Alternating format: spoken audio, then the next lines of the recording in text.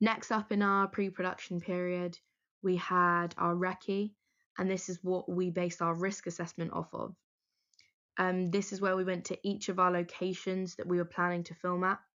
and identified hazards that we may encounter, as well as going just to properly prepare for the space, and knowing if we could really fit all of our equipment here and extras and making it as safe as possible. And then, as you can see in the middle, we had our weekly production meeting, and this was just a record of that. And we did this throughout pre-production, production, and editing. And this really helped us set targets for our week and knowing what we had to do, and just coming together as a group to really reassess whatever was going on in our delegated tasks, and then later on as a group. I did this piece of audience research that you can see on Eternal Sunshine of a Spotless Mind and the film 13, which I felt were great examples to use as reference that helped in us finding our target audience. And this helped me massively with our script, because it allowed me to write it as precisely as possible,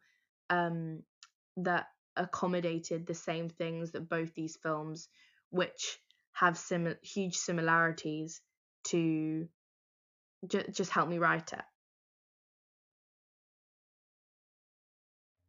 Next up, we had our preparation stages, which is where, as a group, we created a pitch, where all three of us focused on different points and then collaborated together at the end to finally create a presentation that we could show to the rest of the class. As well as hearing feedback from our peers, we also had feedback from our teachers, as well as getting our pitch recorded, which was really beneficial as it allowed us to rewatch, act on feedback, and make improvements that maybe we didn't identify or didn't we know we needed. As you can see as well on this slide, we have two clips of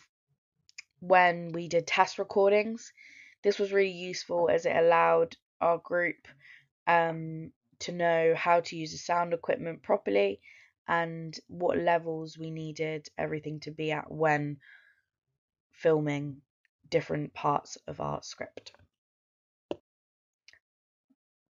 For our filming stages, we used the same equipment that we had previously practiced with in our have you fed the fish task,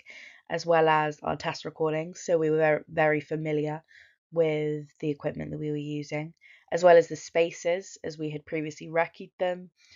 And I would say it was great for us to learn how to overproduce footage, as it came in very handy when we got to the editing point. We experimented with different shot types, which you can see from the screenshots below, with a range of mid shots, close ups, and establishing shots. The post-production period was a lot more technical in comparison to filming, and luckily we had experience with Premiere Pro from Have You Fed the Fish, so we were very equipped in knowing the basics around editing, but we still did have to research into different editing techniques as well as using our teachers for support. As we wanted to achieve a certain look for our film. We had used a variation of different platforms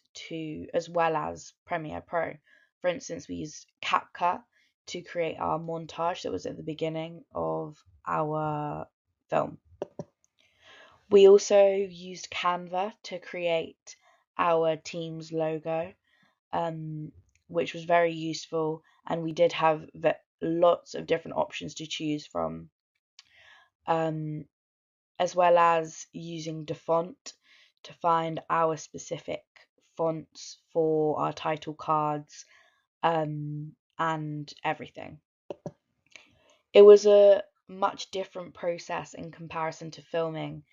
as a team, because you had to communicate a lot on what everyone's jobs were and make sure that there was a lot of agreement going on. It was definitely not a solo job, and luckily we all had a rota um, that we were editing on, which became really beneficial to us in the end, as it created a lot of structure and allowed everyone's ideas to be very clearly communicated.